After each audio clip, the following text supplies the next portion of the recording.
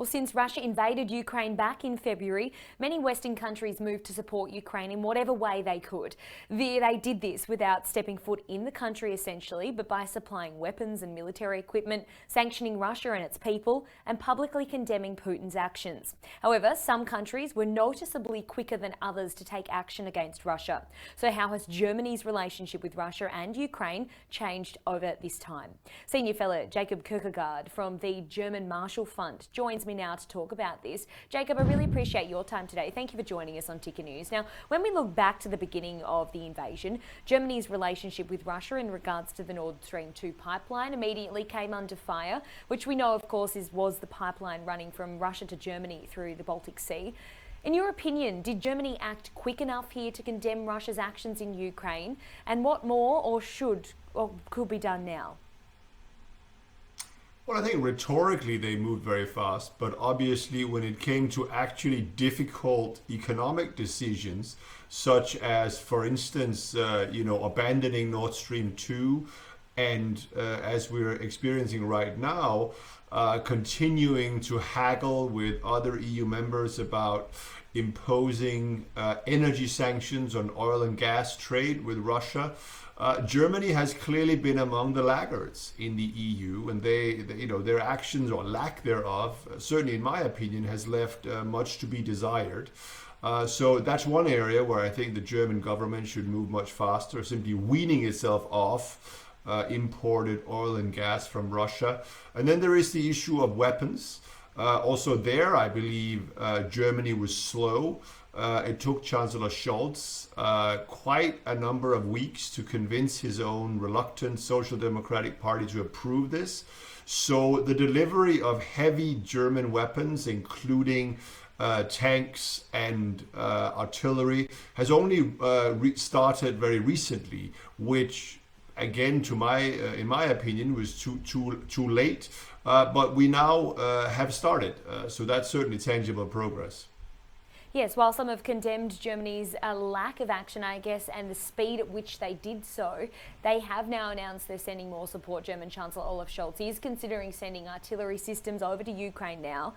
Has his leadership been well received, though, during this time? I know the German Chancellor's party has lost a recent election in the country's most populous state, and this is seen as a clear referendum on his response to the Ukraine crisis.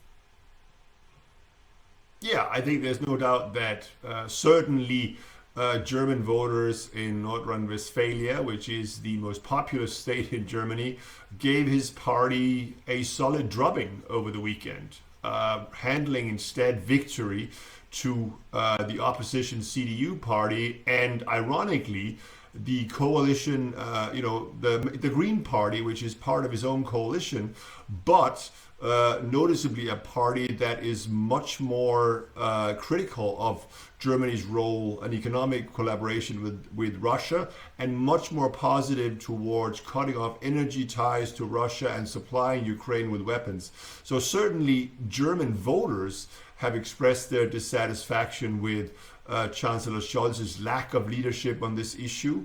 And I think it's fair to say that if you look around the EU, most, if not all, of the members of the EU in Eastern Europe are also very skeptical of Chancellor Scholz's leadership credentials. So overall, I think it's fair to say he's not having a good crisis. When we look here, and you mentioned there that people aren't happy with his leadership moving forward, where to from here? What more can be done, in your opinion, to deter Vladimir Putin at this point in time? Is there anything that can deter Putin from here forward? What more can Germany do? What more can Scholz do? Well, I mean, there's nothing that can deter Russia from, conducting an aggressive war of extermination against Ukraine, since they're already doing it. So what needs to be done by Germany and Chancellor Scholz is that, in my opinion, far more weapons should be supplied to Ukraine, ongoing financial support to cover the immediate cost of the war, currently estimated by about 5 billion euros a month. In budgetary support needed for Ukraine. And then, of course, once the war itself is over, there is a massive reconstruction bill to rebuild the Ukrainian economy and society that needs to be footed. And there's no doubt that the EU can and should pay for most of that. And obviously Germany, as the biggest economy in Europe, will be the most important and pivotal contributor to that. So, guns and money is really what Germany should be supplying, in my opinion, to Ukraine today and certainly in the future. I want to talk about NATO membership. Obviously, this all comes back to NATO membership. That's Russia's justification for its invasion of Ukraine, saying that NATO expansion is coming simply too close to its borders. But now this invasion has actually had unintended consequences on Russia because it's fueling more NATO membership. For example, with Sweden and Finland announcing that they want in on the NATO alliance. What do you think about this? How will Russia retaliate to this news? Do you think membership is just around the corner? How do they stay protected in the meantime?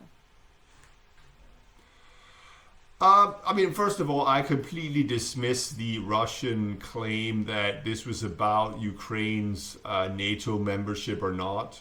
This is about Vladimir Putin's, imperialist idea of recreating the old Soviet Union, or even perhaps the previous Tsarist empires of the early 20th and 19th century. This has very little to do with Ukraine and Ukraine's actions. This was an unprovoked attack by Russia.